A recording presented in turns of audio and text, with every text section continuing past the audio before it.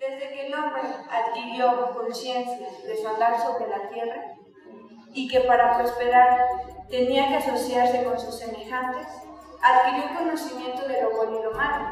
Asimismo, fue condenado por sus actos reprochables. Bienvenidos a este reportaje sobre el sistema penitenciario en México. Hace muchos siglos atrás, una sequía atroz y prolongada se achacaba muchas veces a los pecados de los hombres o la infidelidad que éstos demostraban al Dios verdadero.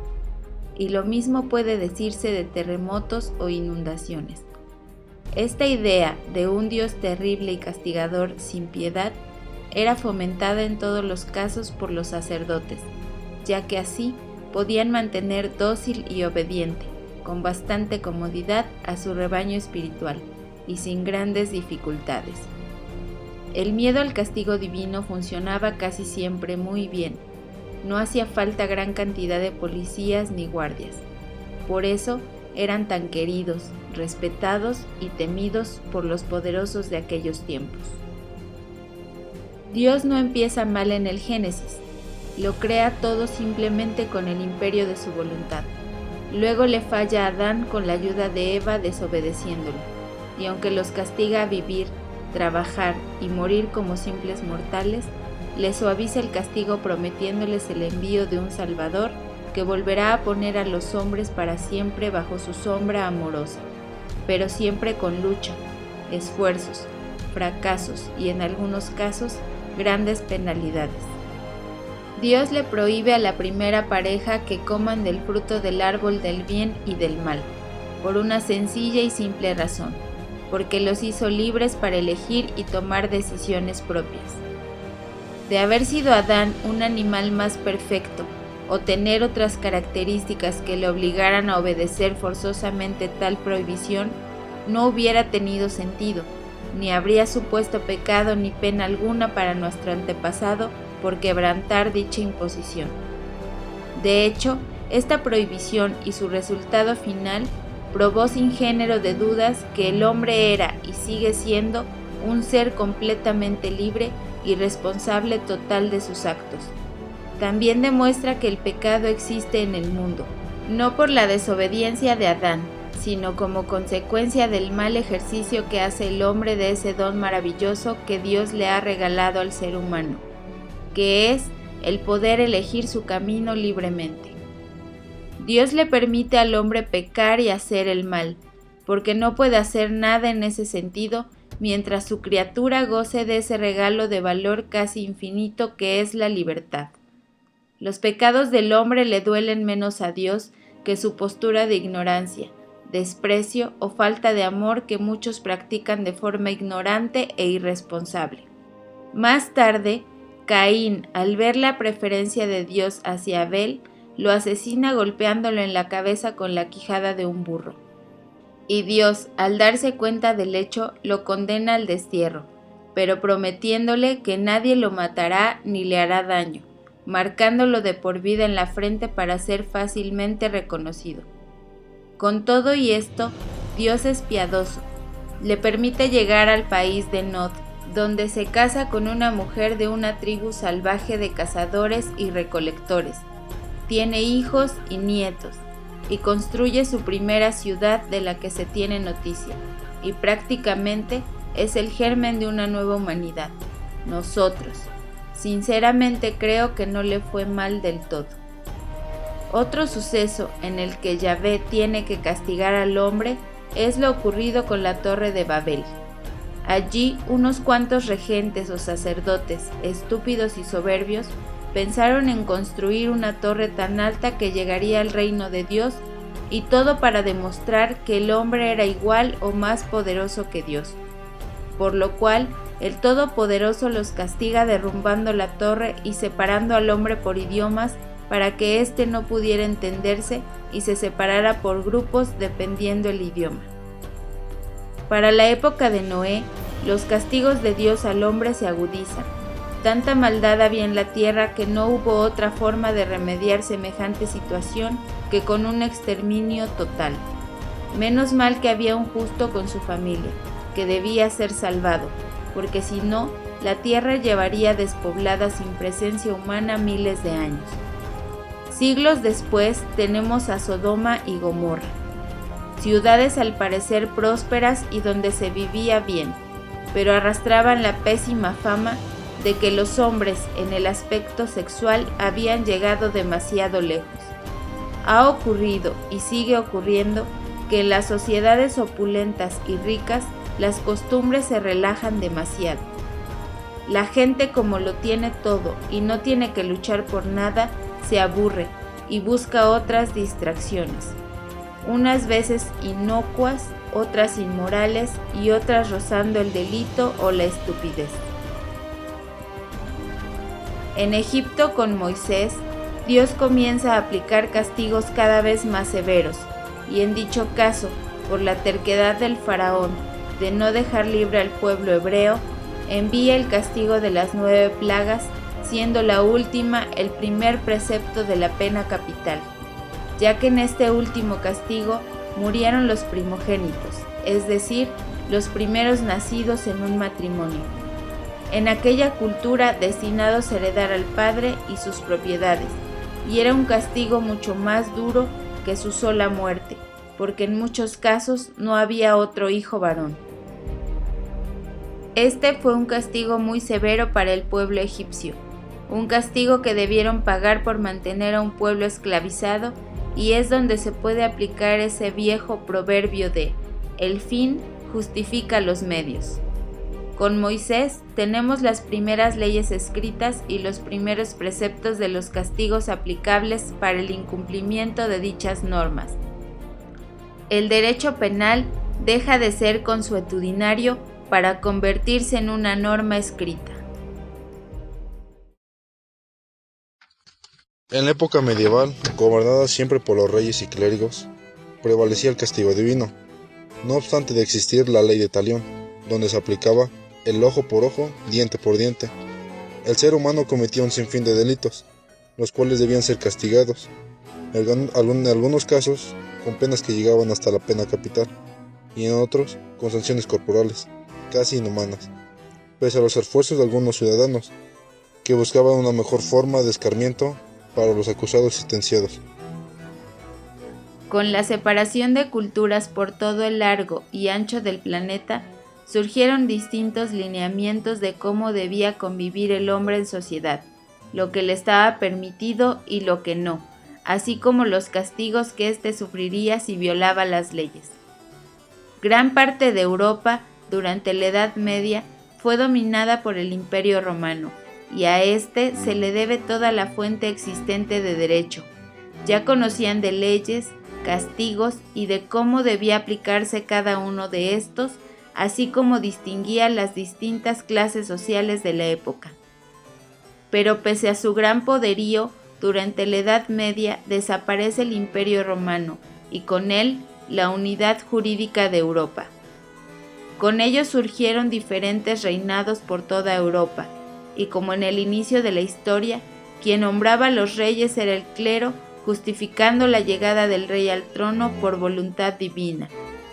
Algunos reyes eran magnánimos y daban lo mejor de sí al pueblo, pero otros eran opresores y sanguinarios con un hambre de poder insaciable, y pobre de aquel que rompiera las reglas de la sociedad, porque los castigos eran inhumanos, sanguinarios y sádicos.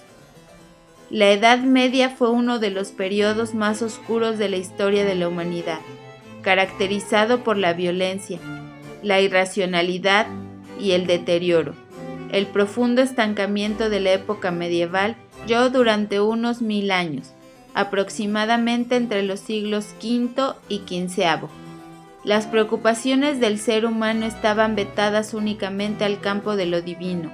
El hombre creía que su breve existencia debía ser dedicada a Dios, y especialmente a la institución de la Iglesia, lo cual significó enormes desigualdades y sangrientas conquistas. Aunque ese profundo estancamiento se esparció a diversos ámbitos de la vida del medievo, no fue así en términos de odio y maldad. En la Edad Media se inventaron algunas de las peores máquinas de tortura que puedan imaginarse, y es que cuando se trata de provocar sufrimiento o de castigar, las luces aparecían de inmediato. Aunque la Ilustración lentamente fue terminando con todo esto y le trajo a los hombres nuevas cosas de las cuales preocuparse, los vestigios de estas abominaciones quedaron y hoy, con asombro, se eriza la piel al pensar en el ingenio que se puso en la invención de esta máquina del mal. Es muy debatido si se distinguía el delito del pecado, pero la mayoría de los historiadores coinciden en que aunque haya existido una distinción teórica, en la práctica la misma se desvanecía. Basta con mencionar algunos de los actos que se consideraban delitos: la blasfemia, la hechicería, el comer carne en Cuaresma, el tener y leer libros prohibidos, la apatía en la celebración del feriado religioso. Los castigos en esta época eran extremos para quien se sospechara que había cometido cualquiera de los delitos de la época.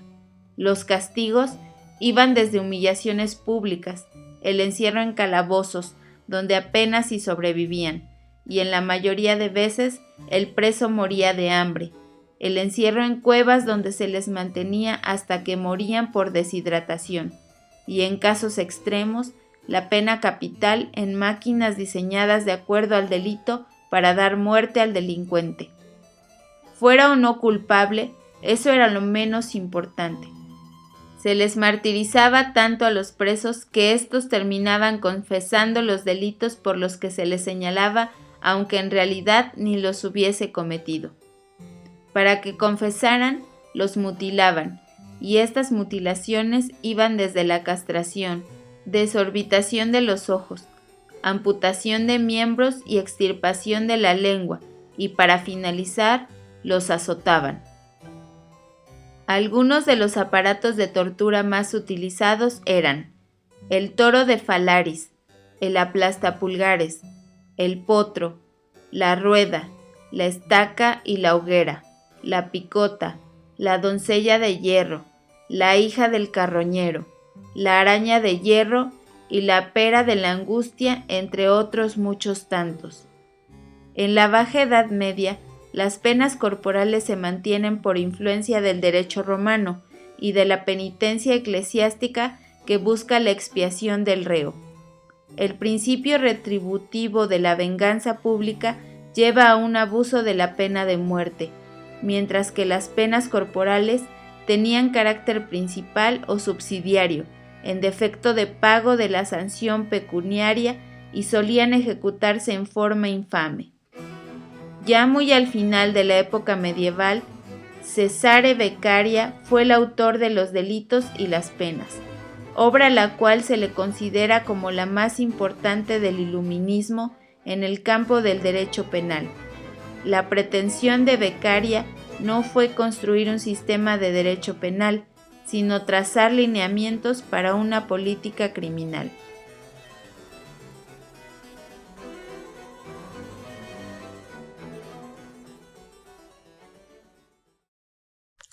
Otro aspecto histórico en la aplicación de las sanciones de forma inhumana en la comisión de delitos se presenta en la conocida Santa Inquisición, en donde el clero jugaba el papel más importante, siendo juez y verdugo, dándole nula importancia a la defensa del considerado pagano, continuando así con el castigo en nombre de la voluntad de Dios y no de la voluntad de la justicia. Con el objetivo de supervisar la sinceridad de las conversiones a católicos de judíos y musulmanes, se creó esta institución que estableció los castigos y torturas más atroces. Con el término Inquisición se hace referencia a instituciones creadas con el fin de suprimir la herejía. La Inquisición medieval, de la que derivarían las demás, fue fundada en 1184 en el sur de Francia para combatir la herejía de los cátaros. El cargo de inquisidor fue confiado a franciscanos y dominicos por su preparación teológica y rechazo de las ambiciones mundanas. En un principio se implantó solo en Alemania y Aragón, aunque poco después se extendió al resto de Europa. A quien se le imputaba algún delito que iba en contra de las costumbres de la religión católica, se le esposaba en donde se encontrara, se le arrastraba por las calles de la ciudad, Se le encerraba en un calabozo y ahí esperaba hasta que el Santo Oficio analizaba el caso y dictaminara si era culpable o inocente de lo que se le acusaba. Si no se encontraban pruebas de la culpabilidad, el preso era sometido a un interrogatorio donde se utilizaban métodos de tortura para que el acusado confesara el delito, y en muchos casos se declaraban culpables para terminar con el sufrimiento. La mayor parte de los castigos eran aplicados en público, principalmente los castigos de muerte en la hoguera, los colgados, decapitados, azotados y mutilados. Entre los victimados y las acciones castigadas figuran herejes, homosexuales, fugitivos, monjas, vagos, borrachos, mercaderes deshonestos, infieles, madres solteras, chismosas, brujas, poseídos, prostitutas, músicos malos, inconformes con el orden establecido, libidinosos y todo aquel que la Iglesia o los reyes creyeran que estaban en contra de ellos y sus costumbres. Con el descubrimiento de América, los reyes deciden enviar sedes inquisitorias al Nuevo Mundo en 1569. Se estableció el Tribunal del Santo Oficio de Lima y México, y en 1610 se estableció el tercer y último tribunal en Cartagena de Indias. La Inquisición en América actuó muy específicamente sobre judíos, generalmente portugueses, y en gran parte de América terminó al momento en que comenzaron los movimientos independentistas de cada región.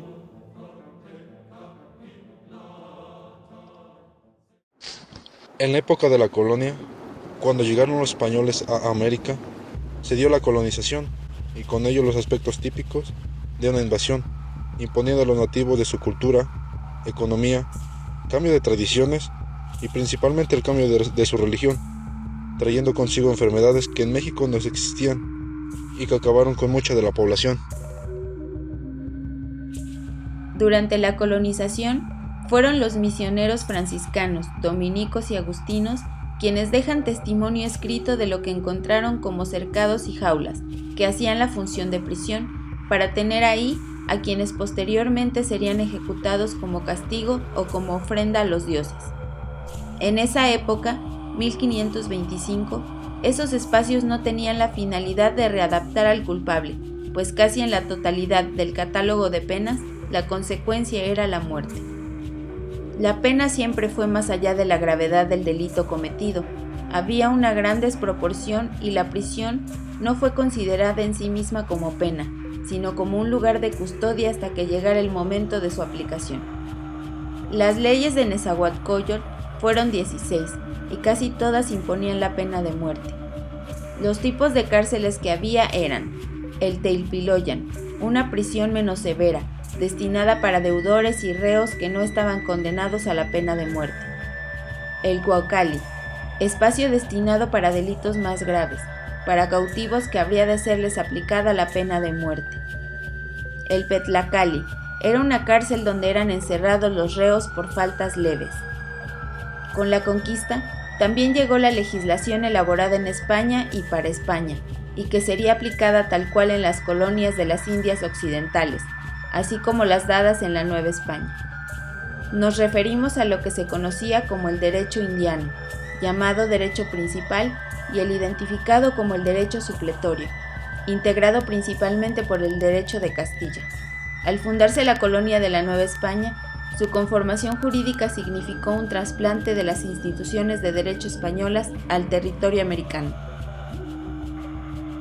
Al fundarse la colonia de la Nueva España, fueron las partidas las que le dieron base al régimen penitenciario que establecía que el lugar a donde los presos deberían ser conducidos será la cárcel pública, prohibiendo a particulares construir cárceles privadas y ya no dejaban duda de que el objetivo primordial de la prisión en ese régimen era la seguridad del emprisionado para evitar su fuga. Algunas de las cárceles fundadas en la colonia fueron Cárcel Perpetua de la Inquisición, las prisiones del Santo Oficio, la cárcel de Ropería y la cárcel de la Perpetua o de Misericordia. Ahí eran recluidos los condenados expresamente a ella, prisión que ganó el sobrenombre de la Bastilla Mexicana. Las leyes y castigos fueron todos en base a lo que la Santa Inquisición ya venía aplicando en Europa y en América, no sería la excepción, por lo cual se aplicó igual, y en algunos casos con mayor severidad, por tratarse de indígenas que adoraban a varios dioses y se oponían a dejar de ser politeístas.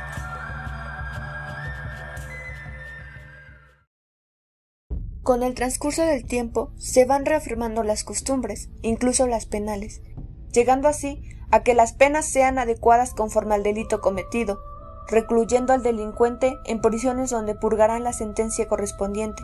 Es así como llegamos al sistema penitenciario mexicano, que en muchos aspectos durante la Revolución se ocupó para presos políticos y antes de esta para que la dictadura de Porfirio Díaz mantuviera a raya las rebeliones en contra de él. Durante la independencia, al ser abolida la corona española, las cárceles y tribunales que pertenecían al Santo Oficio fueron tomadas por los que estaban dentro del movimiento independentista. De las primeras, dejaron libres a los presos y fueron hechas prisioneras todas las personas que trabajaban para esos lugares, pero también sirvieron para meter en ellas a los personajes que presidían el Santo Oficio y otros cargos más que representaban a la corona. Algunas de esas cárceles fueron también lugares donde se mantuvieron presos a algunos de los principales personajes de la independencia y que sirvieron para aplicar la pena de muerte a muchos de ellos. Una de las principales cárceles de esta época era la cárcel de Corte, que se ubicaba por dentro de lo que ahora es Palacio Nacional. La cárcel de la Diputación, en donde actualmente es la sede del jefe de gobierno del Distrito Federal, Cárcel Pública General o Cárcel de Belém, donde ahora se encuentra el Centro Escolar Revolución. Después de la independencia y durante la Revolución, algunas cárceles antiguas fueron demolidas y en su lugar se construyeron nuevos espacios para el gobierno o educación, pero también se construyeron nuevos espacios para la reclusión de delincuentes. Tal es el caso de la penitenciaría de Lecumberri. Esta penitenciaría fue construida y diseñada conforme a lo que ya se había estipulado en la Constitución de 1857, donde el artículo 23 establecía que, para la abolición de la pena de muerte, queda a cargo del Poder Administrativo el establecer, a la mayor brevedad, el régimen penitenciario. Pero durante muchas décadas, esto no pudo llevarse a cabo, aunque el gobierno ya había considerado modificar el sistema carcelario ya existente. No fue hasta 1881 que se comenzó el cambio iniciando con el proyecto de Lecumberri, y una vez terminado el edificio y dotado de cuanto necesitaba, se realizaron también reformas legislativas que exigía el funcionamiento del sistema adoptado y la expedición del Reglamento General de Establecimientos Penales del Distrito Federal. El edificio fue inaugurado en el año 1900 por el presidente de la República, don Porfirio Díaz, y su gabinete. Muchos de los presos peligrosos de otras cárceles fueron trasladados a Lecumberri por su moderno sistema y por la argumentación de que no podía haber fugas. Este sitio no solo sirvió para presos comunes, muchos de los opositores de la dictadura de Porfirio Díaz fueron encerrados en dicho sitio. Existieron otras cárceles en el territorio nacional, pero solo se han señalado las que cobraron mayor notoriedad y solo por mencionar otras de las más populares de la época fueron la prisión de Santiago Tlatelolco, el presidio de San Juan de Ulúa y de Islas Marías. Cárceles que también tuvieron su relevancia y donde también se enviaron a muchos de los personajes de la Revolución Mexicana como presos políticos y algunos otros como traidores a la patria.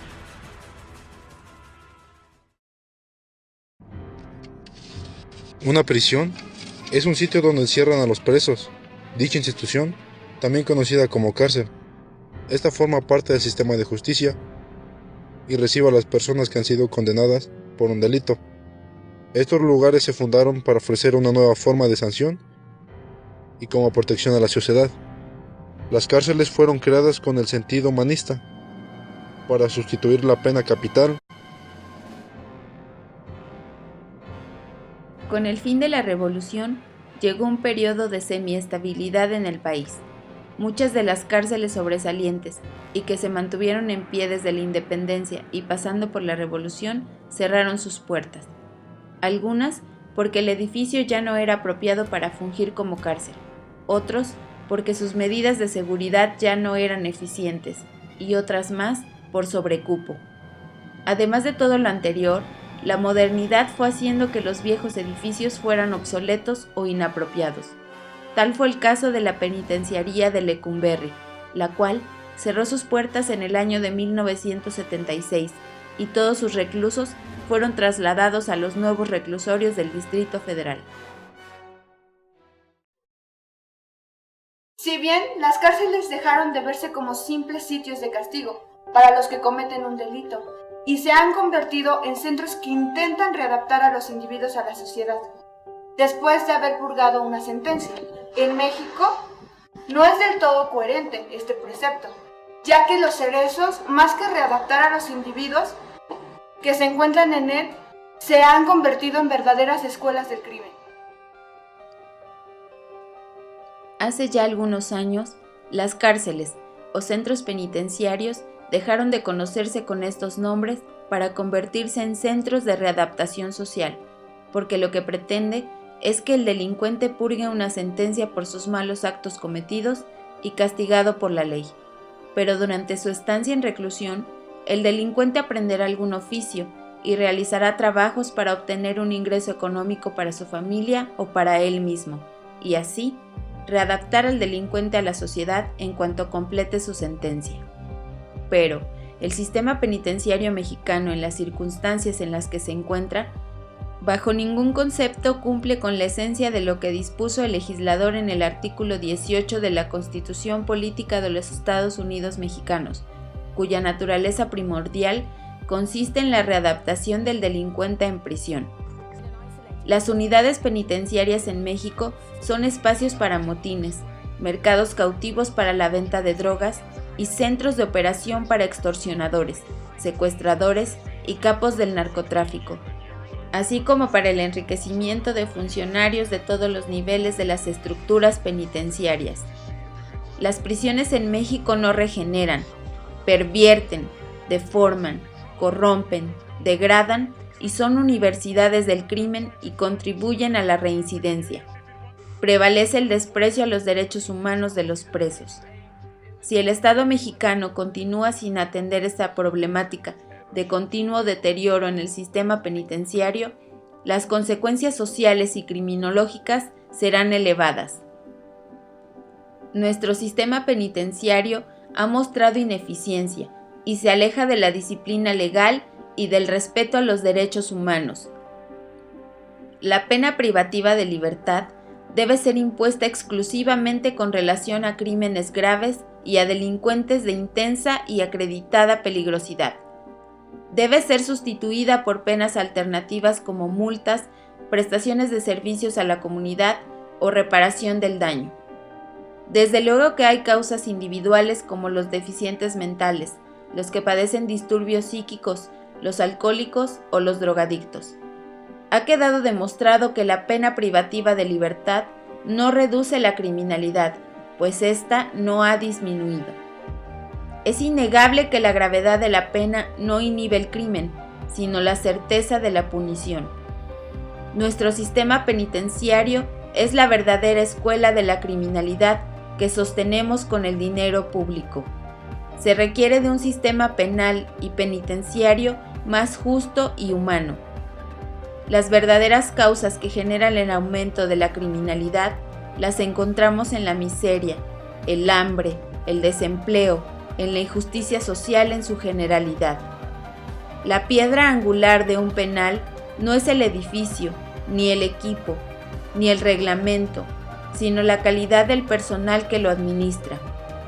De los 4 elementos de un programa de renovación carcelaria, filosofía, disposiciones legales, el establecimiento adecuado y personal, es este último que va a decidir el éxito de las nuevas medidas que deberían ser implantadas por el Estado mexicano.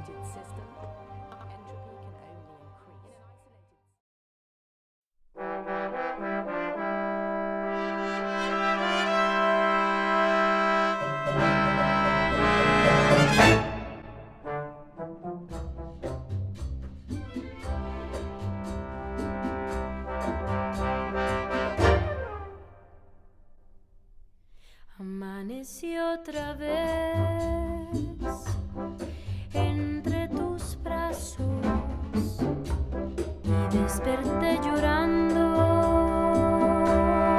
de alegría. Me cobijé la cara con tus manos para seguirte amando todavía. Te despertaste tú, casi dormido. Tú me querías decir no sé qué cosa, pero callé tu boca con mis besos. Y así pasaron muchas horas. Cuando llegó la noche, apareció la luna y entró por tu ventana.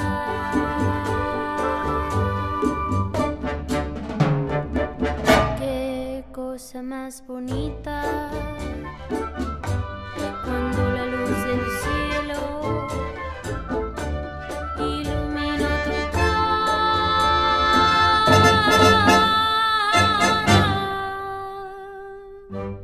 Yo me volví a meter entre tus brazos. Tú me querías decir no sé qué cosa, pero callé tu boca con mis besos. Y así pasaron muchas horas.